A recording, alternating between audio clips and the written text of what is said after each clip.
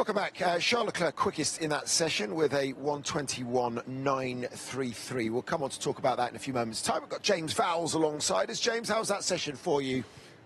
Mixed, really. I think for Franco, he's just getting up to speed on the circuit. A few little small offs at turn 7, which you saw pretty much a lot of teams doing. But with Alex, the car's working well. It's really, really tight all the way through from P5 all the way down to sort of even P16. So it's going to be interesting to see where qualifying falls out. How much pressure is there in these last 2 rounds to score as many points as you can? Obviously, the battle is still quite tight and the constructors further down the order. So how much of those points going to matter to you?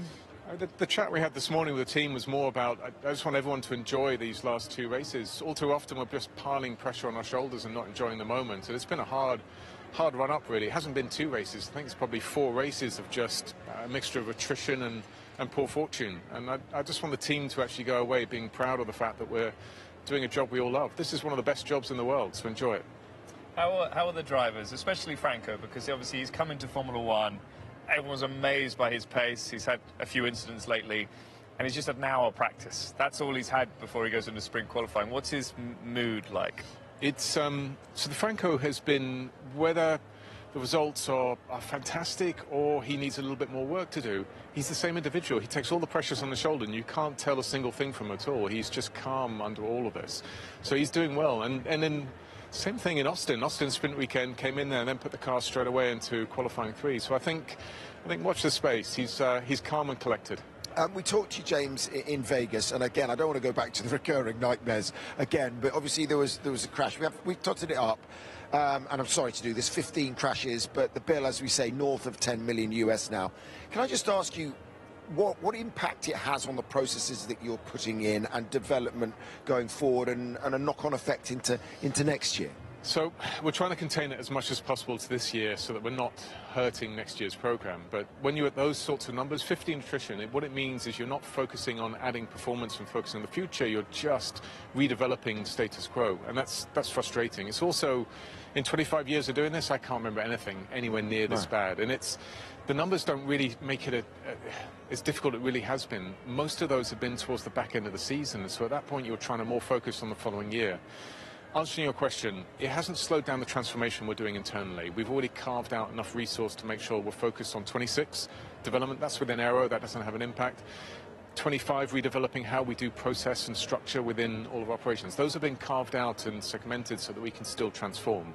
What it has done is there's an amount of cost cap we've had to allocate to this year, which is frustrating. I wish it was into the future. And there's an amount of diversion away from just focusing on getting things better, which for sure we've taken attention away from. The key word I picked up from what you said earlier was pressure, right? And for any driver, when you get yourself into the situation where you're causing damage, it's costing the team money, you're kind of fighting that battle between wanting to go quick but also trying to avoid making mistakes, and sometimes avoiding it sometimes causes the mistakes as well. So how do you manage the mentality of the drivers when you know they want to go quick, you want them to go quick, but you don't want them in the wall? So I think the way I fundamentally approach it, you've summed it up well, that these guys and girls are the top 20 in the world. That's why they're here. It's on a world stage, and that I trust already. You can't take away. If you break a little bit of the trust, effectively you'll get them thinking through something different. And so that's not the intention behind it. What I want to go back to is the reason why we're here is we enjoy it and we love it. So enjoy what you do and love what you do and get into it. But it's not about holding back or restraining yourself, because all too often that can cause a negative effect. So they're free to give it their all the next 2 races, maximum attack. And that's... You're not coming back in here again. That's worries me. No, I mean, what we've done is really define it in this way, if it helps a little bit more. Free practice is free practice. Take the time to build up into it. You can see with that Franco now. But qualifying is qualifying and racing is racing. You're here to do everything you possibly can as a result of it. What about Franco's future? There's been a bit of speculation, perhaps, that he might be going across to the RBs. Obviously, no space at the moment, so it depends what happens there with the senior team, etc. What can you tell us about the interest in your driver at the moment? There is interest. I can say that already, but there's nothing more than interest at this stage. I think, as far as I can tell, and this is more reading the media than anything else, they want to wait a little bit and see what happens towards the end of the season. You've obviously had the closest look at what he isn't able to do. You guys have access to all the data, all the information. From your perspective, do you think he's done enough in these few races that he's had to prove that he deserves a spot on this grid next year? Short answer, yes. Without question, you go back to Brazil and there's been incidents. You go back to Las Vegas and there's incidents. But at that time, he was faster than Gasly. He just started the lap far too close to him. You know where Gasly ended up. So he has the potential and the pace in the car. And that's what you're really looking for out of a driver, and he's calm and collected under the immense amount of pressure that's on him, so yes. In the next 2 races, what's a nice Christmas present for James Vowles? I mean, a double podium would be quite nice, but let's be more sensible of things. I think, thank you. For me, it's more than anything else, just making sure we set the learning right for next year. As I've always said this all the way through, I want to make a step into next year and a real step into 26. And to do that, there's a lot of learning we can do. We've got a lot of application for certain items that apply to next year. Let's just have a complete set of 2 weekends, get everything we can out of it. That's it. That will make me happy. How much conversation have you had with Carlos? Obviously, you know, they're focusing on the constructors' battle down at Ferrari at the moment. What have you said to him about 25? Presumably, I mean, we hear on the grapevine, obviously the focus for you guys is very much 26, but what have you told him about next year? And There's a good step forward. It's been a good few weeks, really, probably 4 or 5 weeks in the wind tunnel, good developments going on there. So he's aware of what we've got coming for next year, but he's also aware that that's just the stepping stone. 26 is the real gain towards where we're going. And the conversations have been no different for the last 6 months. They're quite an honest, truthful, this is the pathway, this is what's coming next year, this is what's coming in 26. Okay, well, what's coming in 26 as well is GM and Cadillac.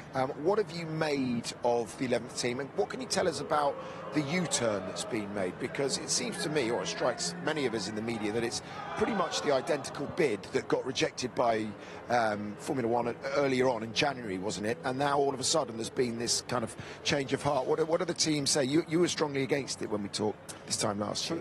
So the perspective, I mean, we found out when you found out. That's the first and foremost. I think, first of all, it's a sign of the strength of the sport that we have a major OEM, which is GM, coming to it. And Cadillac are doing a great job elsewhere. And I think that, let's take that as what it is. It's a great indication and sign of where we are and where we're growing to. As I've already mentioned, there's a financial impact on teams, but that's a by the by in that regard. In terms of where we move forward to, it makes life more difficult for us, but good. It's a challenge and we're up for it, and more than anything else. One of the other comments I made during the beginning is we welcome GM open-armed, and that hasn't changed in terms of my commentary. I mean, the business model of Formula One, the business model for the teams, and how they may suffer by adding teams to the grid. This time around, with what they've seemed to have proven to get this, you know, approval for entry, do you feel confident that they are going to add value to the grid, and you're happy to have them around? There's been nothing we've been really shown or demonstrated. As I said, when we found out, everyone else found out as a result of it. But GM's a major brand, it's an American brand. America's a hugely significant portion of where our sponsorship comes into for the sport. What I can say is, whatever happens, there'll be a financial impact to all teams. I think that's unavoidable, but now we've got to look at what's right for the sport as a whole. Do you think, I understand that short term, but do you think long term it's a positive because more eyes on the sport, more prospects possibly coming from the States? That's got to be the hope. With something as major as that, I hope so. I mean, I just wonder, you see so many sponsors in, you know, up and down the paddock now. It's always a real competition for those, isn't it? I mean, you guys have got American owners, as you say. Is there a worry, for example, with another American team coming in that you know, the sponsorship gets split a little bit? Is that one of your concerns? I think first and foremost, the construct behind how this is all going to happen isn't very clear to teams at the moment. And there's, of course, always, we're one of 10 teams in the world, now one of 11 teams potentially in the world, or one of the top 30 sports teams in the world. Whenever you add an additional, it will dilute the pot. There's no doubt about it. It'll impact everyone as a result of it. Our job is to be successful on track and performance on track, and that's what I can control, and that's what we will control at that point in time. Brilliant, thanks, James. Best of luck this weekend. As I said, the Christmas present you so desire. Thank you, appreciate it. Let's move it on to what happened in that session. Obviously, you went out there, Jensen. There were a lot of offs. It's obviously a track that's evolving, but it is quick. It's unbelievably quick out there. This is such a high downforce track. It's very smooth. They can get the cars as close to the ground as possible. And it's fast and it's flowing. The problem is when it goes wrong very quickly at high speeds. It's very snappy. The way that the asphalt is, I've driven it, and it kind of reminds me of the Vegas asphalt, except it's with high-speed corners, not low-speed corners. So, yeah, it's not easy for them.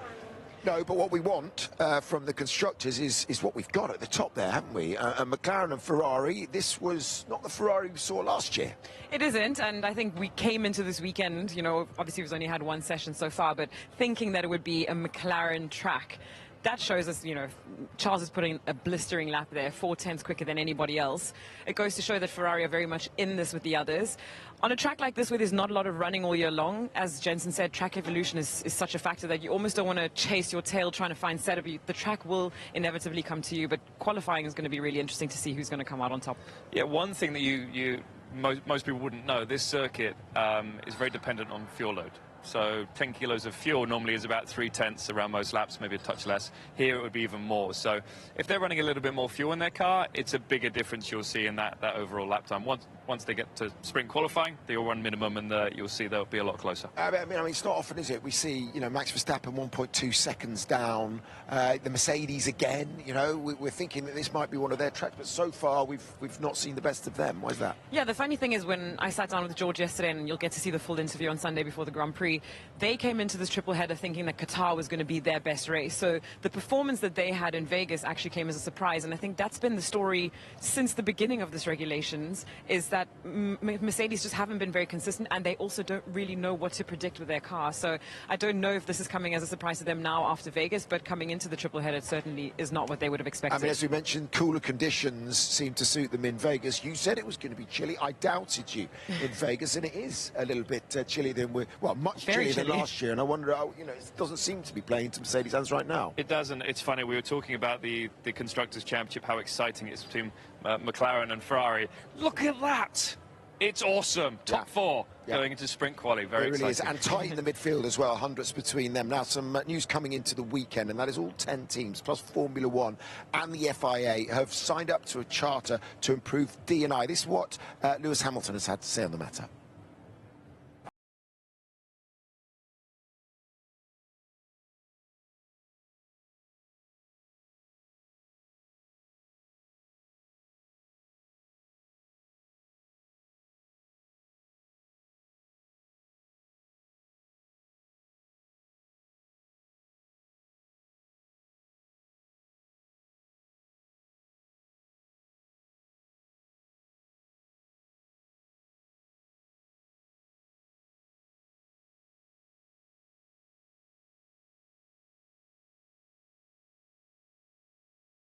I'm honestly so proud and grateful to FOM, to F1, who have really pushed to make sure that this got across the line. Obviously, it's been 3 years in the making, trying to push the sport in that positive direction, and it's been already great to see F1 started to invite kids and creating opportunities. Create, retain and engage, the buzzwords. Really I mean, obviously doing this in association with the Royal FIA. Institute of Engineering, Royal Academy of Engineering, I should say. I didn't know when it about, was, or if it was the STEM subjects and getting, basically attracting. It makes me really proud to know that the work we've done. Totally, motorsports is such a difficult sport to piece into anyway. There's so many barriers to entry, and I think this is just a step in the direction to help break down some of those barriers. Obviously, when you look around the paddock today, we are starting to see quite a lot of diversity when it comes to gender diversity, and that's great. It's an exciting space to be in for the sport, but there is obviously still a long way to go. And when you talk about diversity, there's so many different things that fall under that umbrella. So whether that's minority ethnic backgrounds, disabilities, there's a whole loads of things that come under that umbrella, and I think we want to see this paddock go even further in terms of who they're welcoming into this paddock and how these people are getting access into the sport. Yeah, and doing this with the help of the Hamilton Commission. Obviously, I think it was 3 years ago, wasn't it, that the report was commissioned, and now, as I mean, Lewis was saying, it's taken a while to get there, but it is getting there, and that's great to see that absolutely everyone, including Formula One and the FIA, have signed up to this. Yeah, that's the big deal. It's getting F1 fully involved, every single team and Formula One. But no, it's giving the opportunity to anyone in terms of everyone can look at this sport and go, you know what? I would love to be working in that atmosphere, traveling the world, or working at factories around the world, and making sure that everyone has that possibility. And I think that's a big part of it. It's also, you know, like it was with female racing drivers. When they're a youngster, they look at this sport as a male-dominant sport. Now they have these heroes to look at, and they think that it's possible. If they dream and they do everything correct, they could possibly get here. 100%. F1 Academy going on this weekend, and Abby Pullen could seal the title, couldn't she? She could. It's looking very likely, and she'll be a deserving winner if she wins it. She really will be. Okay, right, what are we expecting from sprint qualifying?